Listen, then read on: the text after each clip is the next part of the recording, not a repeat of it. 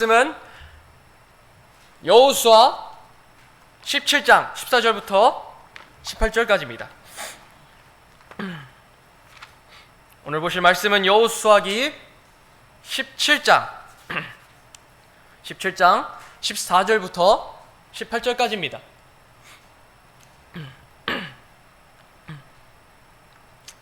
한 구절씩 번갈아 가면서 읽도록 하겠습니다. 제가 14절, 여러분들이 15절 이렇게 읽겠습니다. 요셉 자손이 여호수아에게 말하여 이르되 주께서 지금까지 내게 복을 주셨으므로 내가 큰 백성이 되었는데 어찌하여 당신이 내게 한 제비 한 목만 상속재산으로 주셨나이까 하매 여호수아가 그들에게 대답하되 내가 큰 백성이므로 에브라임 산이 내게 너무 좋거든 나무가 나는 지역으로 올라가 거기서 죽었까 너희들의 땅에서 너를 위해 거기서 나무를 베어내라.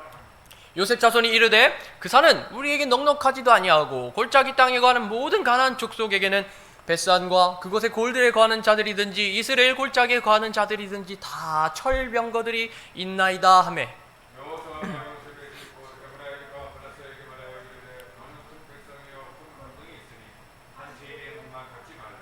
같이 읽겠습니다. 시작. 그 산이 네 것이 되리라. 그것은 삼림이므로 네가 베어내야 할 것이요 그러면 그 산에서 나간 곳이 네 것이 되리라. 비록 가나안 족속이 철병거들을 가지고 있고 강할지라도 네가 그들을 쫓아낼지니라 하니라. 아멘. 다들 이 추석 연휴에 교통체증을 감수하면서 가족과 함께하는 시간을 보냈고 지금도 그런 시간을 갖고 계실 텐데 각자 연휴를 또 즐겁게 주 안에서 평안함을 누리시면서 보내시길 바랍니다. 저도 이제 부산에 내려간 적이 있는데요. 이제 버스 전용차로라고 하죠. 6인 이상의 승용차에 6인 이상 타면 갈 수 있는 도로를 탔음에도 불구하고 8시간이 걸리더라고요. 집까지 도착하는데. 그렇기 때문에 여러분들께서 멀리 계신 분들께서 얼마나 고생할지 알지만 또 안전하게 오실 수 있도록 기도하겠습니다. 이제 명절에 유익한 시간을 보내는 중에 아마 여러분들 중에 뜻밖의 소식을 전해 들으신 분들이 있을 거예요. 영국 국왕 엘리자베스 2세가 70년의 재위 끝에 결국 세상을 떠났습니다. 그리고 그 여왕의 아들인 찰스 3세가 즉위했습니다. 언젠가는 이 여왕이 죽고 다음 후보가 왕위를 차지하게 될 것을 알고는 있었습니다. 그런데 제가 사는 동안에 이런 일들이 결국 일어났다는 것에 나름 신기하기만 했습니다. 제2차 세계대전의 격동과 시대의 변화를 오래도록 지켜왔던 영국 여왕의 죽음은 우리에게 어떠한 일깨움을 주고 있습니다. 오랜 시기를 살면서 오래도록 영향력을 끼친 사람이라 할지라도 설령 강건하여 모세가 얘기했던 모세 시편이 얘기했던 그 80년보다도 더 오래 살았다고 해도 사람은 결국 죽어서 그 뒤를 다른 누군가한테 맡길 수밖에 없습니다. 그리스도인도 예외는 없습니다. 우리는 예수님 안에 있는 그 부활의 소망을 품고서 이 신앙생활 가운데 하루하루를 살아가지만 그 소망의 실현을 기대한 채 죽게 될 존재라는 것 또한 알고 있습니다. 그러므로 예수 그리스도의 영광스러운 나타나심을 우리가 뜬 눈으로 보게 될 날이 아직 이르지 않는다면 우리 또한 무언가를 다음 세대라 불리는 누군가에게 맡기게 되는 날이 올 수도 있습니다. 우리는 이 뜬금없는 본문을 통해서 다음 세대에게 넘겨주어서 맡겨야 할 것이 무엇인지를 깨닫는 시간을 갖도록 하겠습니다. 어쩌면 이 베다니 침례교회가 직면한 상황을 성경 기록을 통해 어떻게 돌파해야 할지를 보는 시간이라고도 할 수 있겠습니다. 여호수아는 모세가 죽고 이스라엘을 통솔하는 자가 되었습니다. 그렇게 믿음의 유산을 다른 이들에게 남기는 것에 대해 누구보다도 예민했을 것입니다. 모세가 하나님으로부터 직접 귀로 들었으나 직접 눈으로 보지 못했던 그 언약의 성취가 모세의 후계자인 여호수아와 그리고 아론의 후계자인 그 아들 대제사장 엘르아살이 살아있던 그때에 점차 이루어지고 있었습니다. 결국 결과적으로 보면요, 주님께서는 이스라엘에게 가나안 땅을 주셔서 자신의 언약을 성취하셨습니다. 그 결과가 여호수아기 21장 43절에서 45절까지 나옵니다. 제가 읽도록 하겠습니다. 주께서 이스라엘 조상들에게 주기로 맹세하신 온 땅을 이스라엘에게 주셨으므로 그들이 그 땅을 소유하고 그 안에 거하였으며 주께서 그들의 조상들에게 맹세하신 모든 것에 따라 사방에서 그들에게 안식을 주셨으므로 그들의 모든 원수들 중 한 사람도 그들 앞에 서지 못하였더라. 주께서 그들의 모든 원수들을 그들의 손에 넘겨주심에 주께서 이스라엘 집에게 말씀하신 선한 일 가운데 이루어지지 않은 것이 하나도 없었고 다 이루어졌더라. 여호수아의 통솔 하에 이스라엘 민족은 여러 왕들을 정복했고 무찔렀고 이제는 정복한 땅을 받아서 정착하는 일만 남았어요. 여호수아 13장부터 21장까지가 각 지파별로 땅을 이렇게 나누어서 정착하게 되는 내용을 다루고 있습니다. 이미 르우벤 지파, 갓 지파, 그리고 므낫세 반 지파는 요르단강 기준으로 동쪽에 있는 땅에 자리를 잡겠다고 다짐했으므로 여호수아는 그들을 위해 요르단 동쪽에 있는 땅을 먼저 분배했습니다. 그리고 그 후에 요르단강을 기준으로 서쪽에 있는 영토를 나누어서 이제 지파별로 주는 상황에 있었습니다. 그 과정이 여호수아기 14장 1절부터 2절에 이렇게 나옵니다. 이스라엘 자손이 가나안 땅에서 상속한 지역 곧 제사장 엘르아살과 눈의 아들 여호수아와 이스라엘 자손 지파들의 아버지들의 우두머리들이 그들에게 상속 재산으로 분배한 지역은 이러하니라. 주께서 모세의 손으로 명령하신 대로 저들이 그들의 상속 재산을 제비 뽑아 9지파와 반 지파에게 주었으니 9지파는 기존에 있던 지파고요, 나머지 반 지파는 저기 동편에 떼어다 놓은 그 므낫세 나머지 반 지파를 의미합니다. 9개 지파와 므낫세 반 지파, 그러니까 9.5개의 지파가 뽑힌 제비에 따라 땅을 받는 순서가 찾아왔습니다. 맨 처음으로는 갈렙이 속한 유다 지파가 땅을 분배받았습니다. 그리고 그 다음 순서로 요셉 지파인 므낫세 반 지파와 에브라임 지파가 땅을 상속받을 차례였습니다. 근데 하필 여호수아는 자신이 속한 지파였던 에브라임 지파와 그 형제 지파인 므낫세 반 지파로부터 요구사항을 듣게 된 것이었습니다. 그 요구사항이 아까 저희가 읽었던 여호수아기 17장 14절에 나옵니다. 다시 한번 더 읽도록 하겠습니다. 여호수아기 17장 14절입니다. 본문 말씀 보시고요. 아마 제가 파워포인트로 다 올리진 않았을 거예요. 함께 읽도록 하겠습니다. 시작. 요셉 자손이 여호수아에게 말하여 이르되 주께서 지금까지 내게 복을 주셨으므로 내가 큰 백성이 되었는데 어찌하여 당신이 내게 한 제비 한 목만 상속재산으로 주셨나이까 하매, 요셉 지파는 한 제비 한 목만 받은 것을 두고 여호수아에게 묻습니다. 이 구절에 대한 이제 킹제임스 성경의 요약 문장들을 보면요, 왜 킹제임스 성경을 보면은 장 시작하기 앞서서 해설서 아니면 뭐 각 절별로 요약하는 문장들이 있어요. 원서를 보면 그런 해설문들이 있는데 그 해설문들을 찾아보니까 요셉 지파가 여호수아에게 요청하는 것이라고 명시되어 있어요. 물론 그것도 맞지만 말이 좋아 청원하고 요청하는 것이지 14절 자체만 봤을 땐 앞만 봐도 이게 불평 불만을 갖고 따지는 거였습니다. 불만이 내포되어 있었죠. 므낫세 반 지파와 에브라임 지파가 상속 재산을 거론하는 이유는 그들에게 분배된 땅 때문인 것을 알 수 있습니다. 특히 큰 백성이 되었다는 말을 통해 이 1.5 지파는 사람 수에 비해 받는 땅이 모자라다고 여호수아에게 따졌습니다. 14절의 요구사항만 들어볼 때 요셉 지파의 말은 의외로 일리는 있어 보입니다. 민수기 26장에 기록된 싸울 수 있는 남자 수 기준으로요, 오른쪽에 있습니다. 볼드체로 되어 있지 않는 오른쪽 걸 보시면 됩니다. 자, 에브라임 지파의 20세 이상 싸울 수 있는 남자 수만 봤을 때 45,500명이고 므낫세는 32,200명이 또 계수되었습니다. 이 둘을 합치면 대략 72,700명이죠. 즉 유다 지파와 비등비등한 인구수를 가졌다고 볼 수 있기는 합니다. 저기 유다 지파 보면 74,600명이라고 적혀져 있으니까요. 요셉 지파가 인구에 비해서 좁은 땅을 가졌다는 것은 맞기는 한데 이미 므낫세 반 지파가 요르단강 동쪽에 정착하러 떠났습니다. 므낫세 반 지파가 이미 동쪽에 있어요. 거기서 땅을 분배받았어요. 그래서 저 인구 전체가 같은 땅에서 정착하는 게 아니었습니다. 므낫세 지파는 특히 유다 지파 못지않은 크기의 땅을 이렇게 받았어요. 므낫세만 보면은 상당히 넓잖아요. 상당히 넓은 땅을 받았으므로 크게 불만을 토로할 상황이 아니었습니다.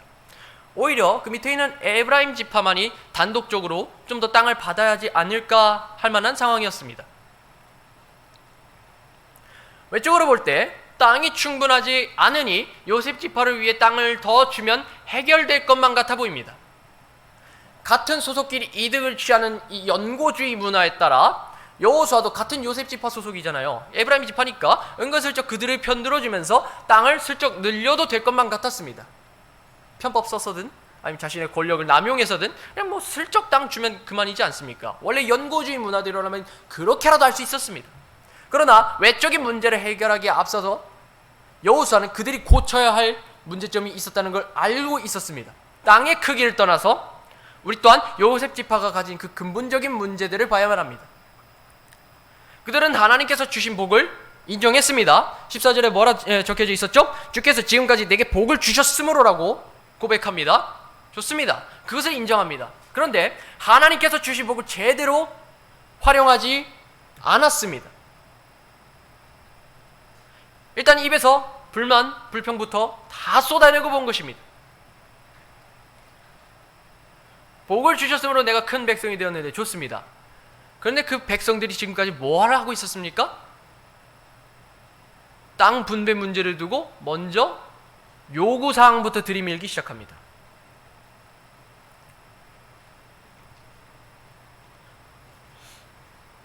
근데요, 이 불만에 대한 여호수아의 답변은 의외로 간단했습니다.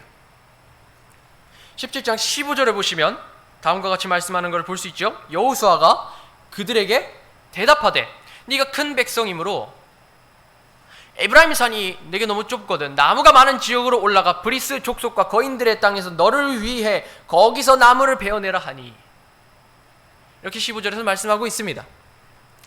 그래도 요셉 지파, 그중 에브라임 지파에 속했던 여호수아가 요셉 지파의 규모를 모를 일은 없었습니다. 땅을 주면서도 자기네 지파의 규모를 모르지는 않았을 겁니다. 여호수아는 그들에게 분배할 땅을 은근슬쩍 늘려준 것이 아니라 나무가 많은 지역으로 가서 그 땅을 차지하라는 해결책을 제시합니다. 실제로 이런 산지들은요, 그들이 마주하고 있었던 그 산지들은 나무를 베어낸 뒤 경작할 수 있는 농경지로 활용될 수 있었습니다. 당장 앞으로 나올 구절 중에 이스라엘 골짜기도 나오는데, 그 이스라엘 골짜기도 보면 나봇의 포도원이 있었던 장소였습니다. 얼마든지 나무를 베어내고 경작만 잘해 놓으면 포도원이든 아니면 다른 농작물들을 이렇게 생산할 수 있었던 곳이었습니다. 요셉 지파가 원한다면 얼마든지 사람들을 충분히 이끌고 그 지역을 그냥 차지하면 되는 상황이었습니다. 민수기 26장 기준 전투 가능한 20세 이상의 요셉 지파의 남자들이 7만 명 정도였고, 반 지파가 빠졌다고 해서 뭐 전력이 손상되는 거 아니냐 생각해도 6만 명 전후인이 전력이 꿀리는 것도 아니었습니다. 그러니 이대로 삼림지대에 살았던 브리스 족속과 거인들을 싹 다 사륙하고 도륙하여 그 인력으로 삼림을 베어냈더라면 농경지가, 정착지가 확보될 수 있었습니다. 그런데 요셉 지파는 부족한 땅을 어떻게든 채울 방법은 시도해보려고 하지 않고 입에서 불평불만만 잔뜩 털어냈으니 여호수아 입장에서는 매우 답답했을 것입니다. 그런데 여기서 끝나는 것이 아니었습니다. 여호수아의 현명한 답변에 수긍하고 땅을 차지하면 되는 문제였지만 요셉 지파는 또 다른 불만사항을 늘어놓았습니다. 그것이 16절이죠. 16절에서 이렇게 말씀하고 있습니다. 한번 볼까요? 같이 읽도록 하겠습니다. 시작! 요셉 자손이 이르되 그 산은 우리에게 넉넉하지도 아니하고 골짜기 땅에 거하는 모든 가나안 족속에게는 벳산과 이것의 골들에 거하는 자들이든지 이스라엘 골짜기에 거하는 자들이든지 다 철병거들이 있나이다 하매, 요셉 자손이 한 말 틀린 말 아니었습니다. 진짜 그랬습니다. 진짜 그랬습니다. 이스라엘 골짜기는 미래에는 나봇의 포도원이 있었던 그 골짜기는요, 도시가 형성된 지역이었습니다. 이미 도시가 형성된 지역이었어요. 골짜기에 거하는 가나안 족속들이 다 또 철기를 사용했으니까 막강은 맞습니다. 청동기랑 철기랑 썼을 때 당연히 철기가 이기듯이 누가 봐도 막강해 보이는 건 사실이었습니다. 쉽게 상대할 수 있는 그런 대상이 아니긴 했습니다. 그러나 그들이 맞는 말을 했다는 것 자체가 그들의 태도가 올바른 의미는 아니었습니다. 맞는 말을 했다 해서 그들이 올바른 태도를 지녔다는 아닙니다. 요셉 자손이 영토 확장을 위해 무엇인가를 하고 무엇인가 대책을 이렇게 실행에 옮기려는 것 같이 보이지만 결국 어떤 가능성 있는 방법도 실행에 옮기지 못한 채 문제만을 떠안은 채 탁상목론만 하고 있었습니다. 결국 주어진 복을 줘도 누리지 못하고 제자리에서 한 걸음도 움직이지 않은 채 입만 떠벌린 셈입니다. 그리스도인이라고 해도 비슷한 모습을 얼마든지 보일 수 있습니다. 현실적인 어려움은 여전히 우리로 하여금 어떤 일을 담대하게 실행할 수 없도록 무기력하게 만들거나 어떤 활동을 하는 데 있어 소극적인 태도로 임하게 만들 수 있습니다. 분명히 하나님께서 개인에게 그리고 가정에게 그리고 이 신약교회에게 주신 복이 한량없이 크고 풍성하다는 것을 경험했음에도 불구하고 개개인이 불평과 불만사항들을 늘어놓으면서 그 주신 복을 하나둘 잊어버린 채 아무런 좋은 방법을 제안조차 못하고 그저 체념하고만 있을 수도 있습니다. 그냥 뭐 이렇게 살고 말지 뭐 하면서 상황이 이러니까 어쩔 수 없지 하면서 그냥 체념하고 우리 신앙 고백과는 동떨어진 태도를 가질 수 있습니다. 이번에 건물을 옮기는 것과 관련돼서 저희가 배단위 침례교회 각 성도들마다 또 입장이 또 다를 것이리라 생각합니다. 옮길 필요성을 느끼신 분들께서는 이를 추진하고 있고요. 또 아예 동의하지 않는 분들께서는 이제 옮길 건물에 대해 여러 단점들을 토로할 수 있습니다. 아니면 그냥 여기 머무르면 되지 않냐라고 간단하게 생각하시는 분들도 있겠죠. 저 또한 동탄 사람이다 보니까요. 이 장소가 가진 입점과 앞으로 옮기게 될 장소의 차이가 어떠한지를 모를 수 없습니다. 그리고 주변 이제 부동산을 살펴볼 때 가격이 어떠한지도 이미 상황을 다 알고 있습니다. 그런데 중요한 것은요, 저희가 외적인 장단점, 여기가 어떻고 저기가 어떻고 여기는 어떻네 저기는 어떻네 하면서 이런저런 의견을 제시하는 게 문제가 아니라 각 성도들의 태도가 당장 우리와 함께 예배를 드리는 다음 세대에게 어떤 영향을 끼칠 수 있다라는 게 가장 큰 문제인 것입니다. 신약교회 성도들로서 우리는 바른 성경과 바른 교리를 이어가는 것이 우리의 사명인 줄로 믿습니다. 그 역할을 실행에 옮기는 것을 허투루 하지 말아야 합니다. 그건 당연한 것입니다. 여기에는 누구도 이견을 달지 않을 것입니다. 그러나 간과하지 말 것은 이것들에 더하여서 이 배단위 침례교회를 이끄시는 하나님의 신실하심에 믿음으로 반응하여 앞으로 말씀을 통해 영적인 성장과 세력의 확장을 기대하는 태도까지 다음 세대에게 전달할 수 있어야 합니다. 성경과 교리뿐만이 아니라 다음 세대는 미래를 대하는 우리의 태도까지도 눈으로 보고요, 듣고요, 배우면서 동화될 수 있기 때문입니다. 바른 교리만 전수하고 땡치는 사람들이 아니잖아요. 복음 전다고 이렇게만 해라고 땡치는 게 아니잖아요. 우리의 태도까지도 바라봅니다.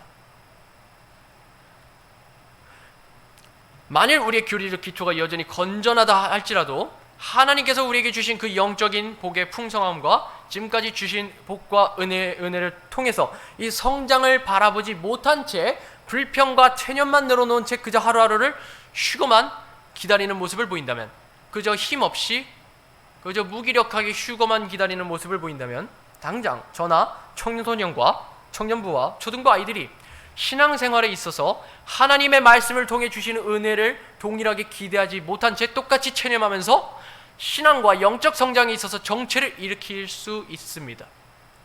우리의 태도도 달린 문제입니다. 태도에 달린 문제입니다. 또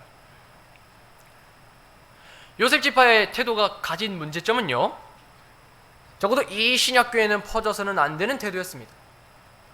대책 없는 불평과 불만은 무엇 하나 한 걸음도 한 발자국도 움직이지 못하고 옮기지도 못합니다.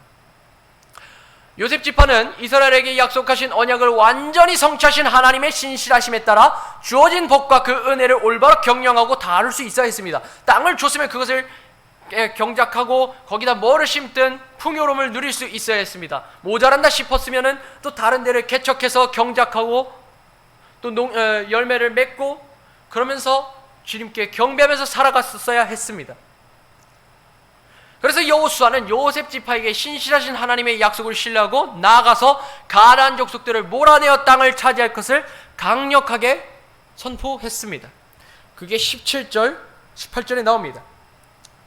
이건 본문을 저희가 성경을 통해서 한번 같이 읽도록 하겠습니다. 여호수아 17장 17절부터 18절입니다. 함께 읽도록 하겠습니다. 시작. 여호수아가 요셉의 집 곧 에브라임과 므낫세에게 말하여 이르되 너는 큰 백성이요 큰 권능이 있으니 한 제비의 목만 갖지 말라. 그 산이 네 것이 되리라. 그것은 삼림으로 네가 베어내야 할 것이요 그러면 그 산에서 나간 곳이 네 것이 되리라.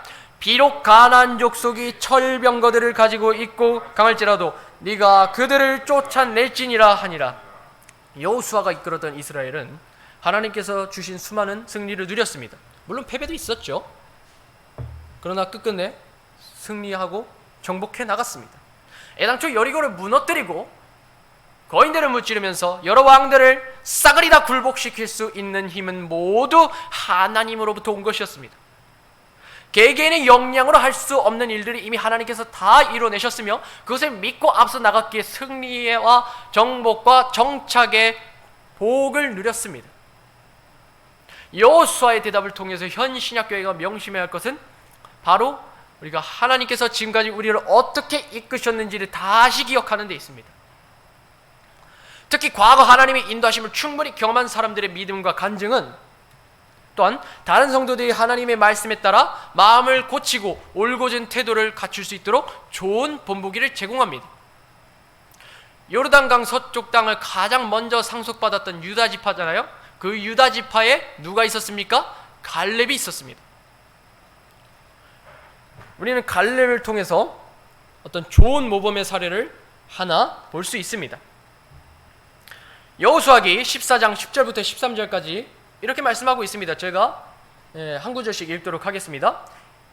번갈아 가면서 읽도록 하겠습니다. 이제 보소서, 주께서 이 말씀을 모세에게 하신 때부터 이스라엘 자손이 광야에서 방황한 이 45년 동안 주께서 친히 말씀하신 대로 나를 살아남게 하셨나이다. 이제 보소서, 이날 내가 85세이지만 모세가 나를 보낸 너희와 마찬가지로 그날 내가 여전히 그만하니 그때의 얘기가 지금의 내 인생으로 동일하여 내가 자신을 내게 나와 부르고 있나이다.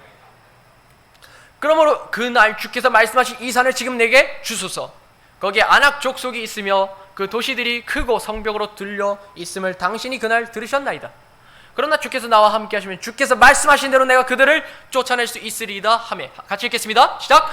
여호수아가 여분네의 아들 갈렙을 축복하고 헤브론을 그에게 상속 재산으로 주니라. 그리고 앞으로 있는 일이 어떠했는지는 우리가 쉽게 예상할 수 있습니다. 우선 개인적으로 찾아보시길 바라고요. 갈렙은 여호수아와 함께 정탐꾼으로 활약하면서 하나님의 약속을 일찍이부터 신뢰했습니다.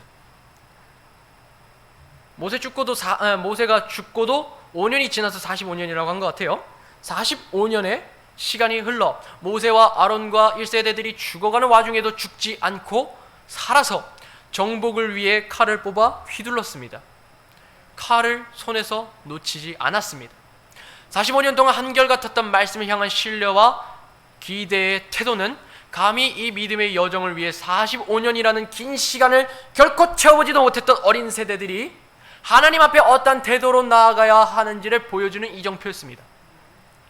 비록 나이가 들어 젊은이들의 눈에는 영 시원찮은 노인네로 보일지는 모르겠습니다만 하나님을 두려워하며 칼을 뽑는 손과 적들을 무찌르는 그 뒷모습에서 이스라엘 민족 2세대가 하나님의 말씀을 대하는 믿음과 태도를 배우며 같은 방향으로 나아가는 데는 충분했을 것입니다.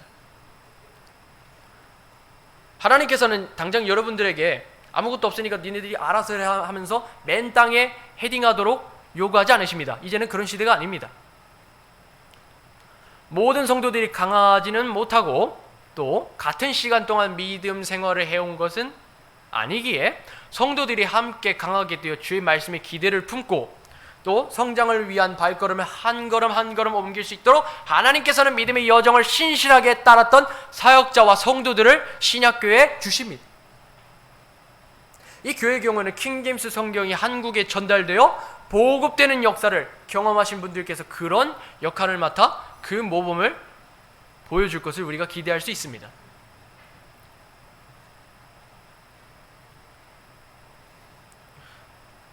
그래서 한번 우리가 한번 정리해 볼까요? 여호수아는 알고 있었습니다. 각 지파가 상속받은 땅만이 다음 세대가 받아야 하는 유산이 아니었습니다. 그들의 유산은 땅만이 아니었어요. 다음 세대에게 주어져야 할 것은 변치 않고 하나님을 섬기겠다는 믿음과 결단, 그리고 말씀을 신뢰함으로 보여주는 태도였습니다. 그것도 주의 말씀에 따라서 그런 태도를 보여주는 것조차 다음 세대에게 전달해야 하는 유산입니다. 외적인 성장과 확산 역시 하나님께서 언약에 신실하셨음을 믿는 데서부터 옵니다. 그래서 여호수아와 갈렙의 믿음의 반응은 결국 어떤 결과를 불러왔습니까? 뜬 눈으로 언약의 성취를 보는 결과를 맺었습니다. 오늘날 이 신약교회가 이 시대에 다음 세대에게 넘겨주고 계승해야 할 것의 1순위는 앞으로 우리가 가게 될 건물이 아닙니다. 완전한 성경 기록과 그리고 그것에 기초한 바른 교리, 그리고 말씀을 신뢰하는 믿음과 그 믿음의 근거에 하나님의 뜻을 기대하는 그 태도야말로 다음 세대에게 주어져야 하는 것들입니다. 저와 같은 세대는 이전 시대에 일으켜냈던 그 바른 성경을 번역하는 그 동일한 작업에 동참한다거나 아니면 독립침례교회 독자도 없었던 이 한국에서 맨 땅에 헤딩하듯이 독립침례교회를 개척하는 일은 아마 없을 것입니다. 이미 이전 세대가 성경 번역을 위해 인생의 반 이상을 사용해 왔고, 또 그와 동시에 독립침례교회를 이 한국 땅에 정착시켜 나갔습니다. 그렇기 때문에 저희는 이제 이 다음 세대는 그 방법을 알게 될 것입니다. 그리고 같은 성경을 가지고서 어떻게 대처해야 할지를 알게 될 것입니다. 그렇다면 어떻습니까? 다음 세대는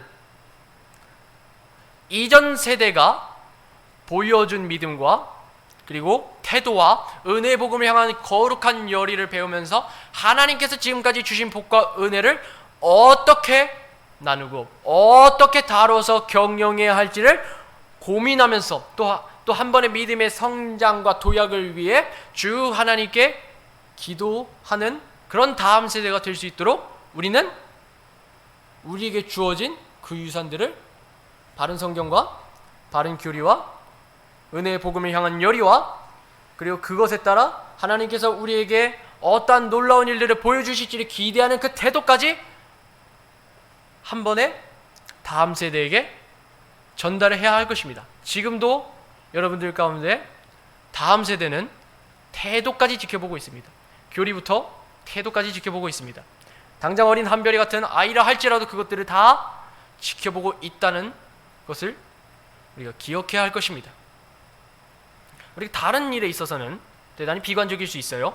다른 일들에 대해서 이 세상 분위기가 이렇고 문화가 저렇고 비관적일 수 있습니다.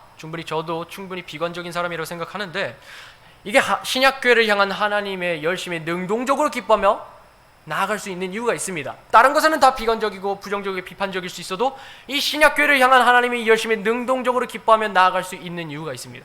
그것은 하나님의 말씀이 강력히 자라서 세력을 확산하는 것을 믿고 그것을 계속 봐왔기 때문입니다.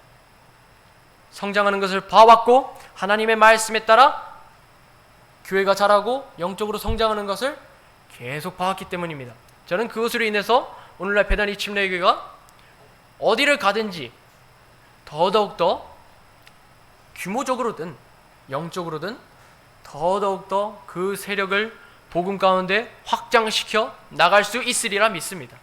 왜냐하면 저희가 하나님의 말씀에 따라 이렇게 될 줄을 믿고 신뢰하기 때문입니다.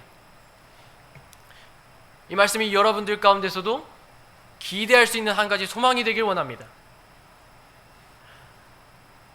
지금은 저희가 다른 대형교회들을 생각했을 때 좀 적어 보이는 규모지만, 그러나 우리가 이 하나님의 말씀을 신뢰했을 때 우리는 영적으로든 질적으로든 하나님께서 결국에는 우리에게 또한 성장의 발걸음을 옮기실 수 있을 줄로 믿는다. 그것이 각 베다니 침례교회 성도들의 믿음과 기대가 되기를 소망합니다. 저희가 이 사도행전 9장 31절과 19장 20절을 함께 읽고 이번 성경 공부 마무리하도록 하겠습니다.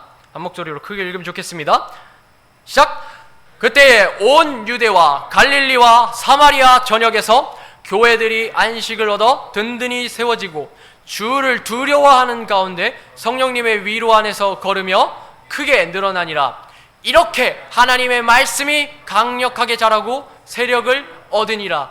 그럴 줄로 믿고 더더욱더 하나님께서 우리를 향한 놀라운 일들을 이루실 줄 기대하면서 살아가는 그러한 배단이 침례교회 성도 여러분들이 되시길 소망합니다.